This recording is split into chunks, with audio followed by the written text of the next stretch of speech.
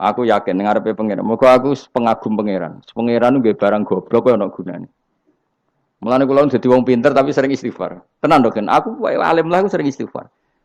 Mergo kadang-kadang iku mulane kula nu termasuk wong alim sing jarang terima fasilitas. Mergo aku izin ketemu pangeran. Ya jale misalnya Ruhen mondok. Misalnya kan mondok, meskipun ini terjadi. Ruhen mondok 16 tahun hafal Quran luanya. Terus juara nasional. Juara tahfidz nasional Ruhen. Keriting gendut umur 16 cek imut-imut. Engko ujung-ujungnya apa? Rungokno. Untuk hadiah umroh terus uang 50 juta. Oke itu baik ya dari segi syiar itu baik, tapi tetap statusnya mendapat. Ya statusnya sehingga bisa saja kita dimintai tanggung jawab Allah. Kowe hafal Quran tak paringi gampang kok untuk umroh, untuk duit. Apa yang kamu lakukan untuk Quran? Ternyata dia ngapalkan untuk lomba. Semuanya untuk lomba dan untuk mendapat. Ketika kancamu sing goblok, Quran rapal, kitab ora alim, terus urip ning Gunung Kidul, mung berhubung melarat kan urip ning Gunung Kidul. Berhubung ora juara nasional yo ning Langgar Penceng. Tapi akhirnya mulang Quran dah cili-cili. Sono bocah iso maca Quran ya sebab ndekne. Ada pengajian Quran sebab ndekne karena dia ada juara nasional. Sing iki goblok memberi. Napa? Sing iki pinter mendapat atau menerima. Sing paling tak wedeni dadi wong alim iki. Banyak teman kita yang ndak alim urip ning pedalaman, akhirnya gawe masjid, gawe madrasah. Kita sing kecelok alim pinter pidato diundang untuk sangu duit kas masjid. Lho kowe ora usah guyu, kowe ora usah melok ngenyek dosa kowe melok ngenyek. Artinya aku mulai jangan-jangan goblok kamu jarak ngono. Karena ingin memberi, tidak ingin menerima. Mulane aku tetap hormat. Hormat banget, ternyata hormat banget. Maka hidup ini, makanya kula suwun, siapapun yang alim itu menjaga diri dari mendapat. Tapi Joko terus gedeng pengajian ya keliru. Uripe masjid itu nak pengajian. Tapi kiai ini kudu wiki. Taruh saja misalnya dia harus tahu kalau misalnya dapat sangu 2 juta. Harus langsung dizakati. Ora usah ngenteni setahun. Karena potensinya uang ini satu, kalau ilmunya dia manfaat, mungkin seimbang ilmu manfaat untuk 2 juta. Tapi kalau ilmunya enggak manfaat, dia harus zakati ini. Ya zakati apa saja. Lagi masjid juga 2 juta duit cemen. Dikekno masjid sing lebih enggak urip atau dikekno pondok. Ya paling penting dizakati lah. Gue pribadi ya sak kadare, gue anak bojone ya sak kadare. Sehingga ulama dulu kalau zakat itu ada yang sampai 50%, ada yang sampai 2/3 persen. Makanya Saiban Ar-Ra'i ketika ditanya, zakat menurut kamu berapa? Saiban Ar-Ra'i, ya zakatnya wong khawas ta wong am? Wong khawas. Ya wong khawas iso 100%, iso 50%, iso 80%. Karena tadi dia takut hisab. Umpama aku kenal sampean ngene iki kok ora krana ngaji Jalalain, wedi hisab. Karena kalau kenal ndak di luar ngaji paling ya. Misalnya aku di daerah santri nggak di luar ngaji. Paling kon mijeti, kon gowo tase. Ya sudah seperti itu, reputasinya semuanya khadzun nafsi. Tapi kalau kenal seperti ini kenangannya kan saya ngajar Jalalain. Kowe mulang belajar. Semuanya tentang Quran, semuanya tentang ilmu Allah Ta'ala. Sehingga sebaiknya kita ya kenal hanya gini-gini saja, ora usah akrab teman-teman. Mari ruwet. Jadi ulama dulu itu sampai seperti masyhur itu Dawi Imam Syafi'i. Itu sampai tak figura. Wadittu annal khalqa ta'allamu hadzal ilma wa ma nusiba ilayya syai'un minhu. Sebagian riwayat harfun minhu. Saya suka kalau semua orang belajar ilmu saya. Maksudnya ilmunya beliau tentang fikih. Tapi tidak satu pun dari ilmu itu dinisbatkan ke saya. Jadi intinya Imam Syafi'i ingin orang itu belajar halal haram, belajar caranya haid gimana, basuh haid itu piye, nak tolak piye, iddah piye. Kemudian enggak perlu kenal saya kata Imam Syafi'i. Karena dia yang diinginkan adalah semebare ilmu Allah Subhanahu wa taala. Orang kok terus dimenet umat sakmene nak nggih rombongan wali songo selisih piro. Lha iku mergawe jenenge napa? Tapi misalnya ra ono sing mergawe ya ora ono sing ziarah. Jadi repot zaman akhir. Ya sudah seperti itu. Makanya kalau ini cerita ya, ulama itu orang paling tersiksa karena tadi kalau dia ngomong semuanya adalah wallahu a'lamu bimuradi bidzalik, problemnya pertanyaan itu.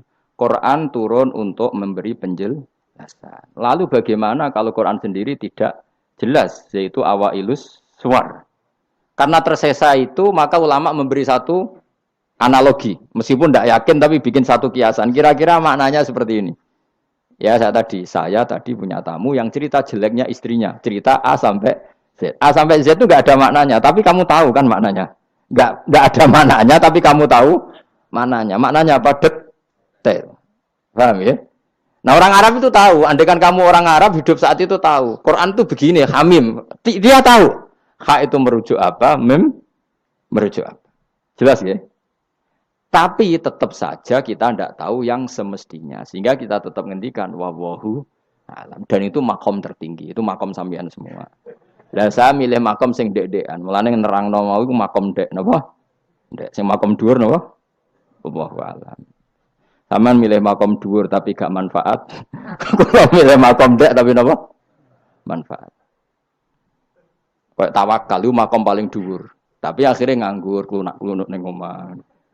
Sing ora tawakal do mergawe duwe karyawan manfaati wong akeh. Ki milih ndi? Jare kancaku, sakjane ora tawakal. Angger gak di toko ora nganggur dhewe. Cuma wong kiai ora ada alasan dadi nganggure, alasane apa? Tawakal. Jelas.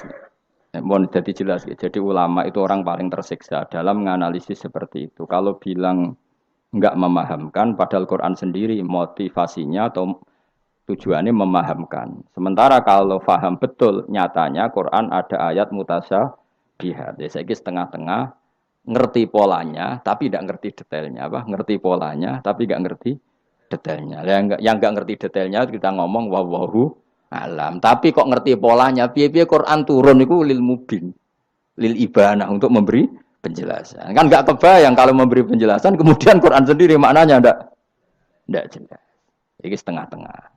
Biaya Quran walaqad yassarnal Qur'ana lidzikri fahal mim muddakir. Sehingga ulama mulai dulu tetap ngendikan kalau maknanya Yasin Kanjeng Nabi mergo urutane ya urut tenan. Yasin ya Muhammad misalnya wal Qur'anil Hakim innaka ya Muhammad laminal kan sambung mboten? Sambung kan? Coba Yasin ganti makna ya Muhammad. Wahai Muhammad demi Quran yang agung kamu adalah laminal mursalin. Sambung mboten? Toha misalnya, Toha ya Muhammad ma anzalna alaikal Qur'ana ditasqa. Sambung mboten? Sambung. Makanya mulai dulu ulama berani sholatullah salamullah ala Toha Rasulillah sholatullah salamullah ala Yasin Habibillah. Sekarang kamu pakai makna sing makome sampean tadi, makom wallahu alam. Berarti gini, sholatullah ala Toha ala wallahu alam. Sholatullah salamullah ala wallahu alam. Lho kok sawangane kok kemilah goblok malah pinter. Apa ora milah wis dadi. Nah ya makanya kita warai. Jadi ndak semua ulama cara pandang seperti itu. Jadi setengah-tengah. Ya napa? Tengah-tengah. Jadi detailnya wallahu alam tapi tetap kita tahu pola. Ya caranya ngerti gimana? Saya Nawawi Banten ngikuti guru-gurunya termasuk cara pandang gitu. Kenapa kita ngartikan Toha ya Muhammad? Anggap aja tok tadi berapa? 9 ya. Ya 5. Itu sudah awal Lailatul Badri karena bulan mulai ser itu tanggal pinten? 14. Lah kok takok, kenapa enggak tanggal 15? Nabi dhewe iku yo ngalami dari 14 15. Sehingga ada awalun nubuwah, ada tamamun nubuwah. Sehingga kita ngambil dari 14. Ya itu kan dia sambung terus gampang. Ya tapi aja terus nak ngono terus Yasin mbok hitungi kabeh nganggo abjadun yo keliru. Ya seperti itu pun kita butuh sanad. Ya saya ulang lagi seperti itu pun kita butuh apa? Sanad dan sanad saya sampai para guru-guru kita sebagian itu memang mengartikan Yasin itu Muhammad kayak tadi sholatullah salamullah ala Toha Rasulillah sholatullah salamullah ala Yasin Habibillah. Coba kalau sampean apa enggak bermaknani Kanjeng Nabi. Jadi sholatullah salamullah ala Toha ala wallahu a'lam. Bareng wa alam mbok sifati Rasulillah kan aneh. Jadi utusannya Allah iku wonge wallahu a'lam. Kasus gak? Oh kasus. Oh kriminal besar penjara tenan. Jelas ya? Jelas ya? Nah, jelas pinter. Soalnya orang ngaji kamu pinter. Sesuk ora usah mangkat wis pinter, no? Benar.